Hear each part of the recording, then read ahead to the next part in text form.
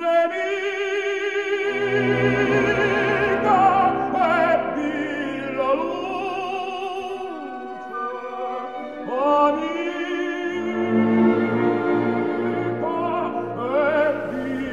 we are in our wonderful studio at Holy Innocents Church with Cheryl Barker and Julian Gavin, who are rehearsing the wonderful Francesca da Rimini, and two Aussies back in town taking over London. Yeah. There seems to be an awful lot of people from that hemisphere in Holland Park this year. I think we had something like 12 Kiwis and 8 Australians. I mean, they're obviously producing lots of great singers over there. The young ones and the new ones and the more established stars such as yourselves. Francesca da Rimini, can I start with you, Cheryl? Yes. This is a hell of a sing for you, isn't it? It is a hell of a sing. And it's every type of style as well of singing. There's the big punchy singing, there's the very lyric, a little bit of chit-chat, you know, but it's incredibly rewarding to sing as well. And did you know it before? No, I'd never heard of it. I think on YouTube I'd seen, who's that singer that... Is it Magda Olivier? Magda Olivier at age 99 singing the Paolo the aria. And that's all I knew of it. And it was, when I did a bit of research, I found that it had been, a lot of the great divas certainly sing that aria. Leontine Price sang the aria, and so you can find that that's been recorded, but the opera I'd never heard of, nor Zandonai. Well, this is the great tradition at Holland Park, of course, is that whole stable of the Giovanni School of composers. And Julian, you were a very significant part of the last one we did, which was the L'amore di tre re, the Montemezzi. They're very much drawn from that same stable, and they use those same influences. They were all very interested in the Strausses and the Wagner feel, the sort of Tristan, the children of Tristan type thing. Yes. Do you feel that same mood as strongly in the Zandonai? I think I would say I feel that more strongly in this than in the Montemezzi, because I think the Zandonai is more is closer to that Germanic model even than the Montemezzi. The Montemezzi still felt to me like an Italian opera that was influenced by the Germanic school, where this feels more closely integrated. I mean, the musical language, the verbal language is Italian, but the musical language is quite clearly Germanic. And there's also the other influence that really comes across to me is the symbolism of the Pelléas Mélisande, which comes through. And it's interesting that you're doing that in the same season. Absolutely right, yeah. And of course, Debussy was a big influence on them too. All those new sort of the chromatic musical language that they were getting interested in. I'm interested when you say that it's more German. I find it has an awful lot of Italian. I think it's got bits of everything. Yeah. And we keep saying in rehearsals, oh, that sounds like Pelléas, or that sounds like Tristan and Isolde, or you know, there's that's like Puccini. You know, but to say that, or Verdi, to say that actually doesn't. I mean, I would hate to give the impression that Zandonai is just a magpie because it's a very, very assured piece of work. I think it's close to a masterpiece. Yeah. In many respects, and the musical language and the orchestration and the marriage of the vocal line to the text is incredible. I mean, and the thing is, because it's not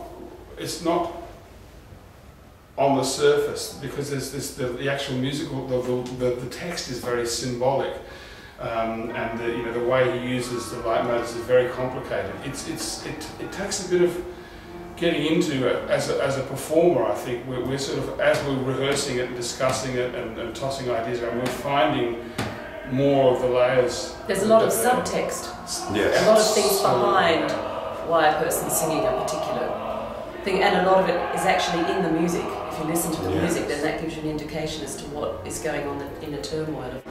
The other thing that I think is a sense through the whole piece, we've been talking about this, of foreboding, that something is about, that they almost know their fate from the beginning, and sort of directorially, Martin's taken the ball and running with it, and got the idea that perhaps they're in hell, and their hell is just complete. And of course the Dante, the Inferno, which of course the source text that D'Annunzio used and then recorded, adopted. So Martin's obviously on the ball, thankfully.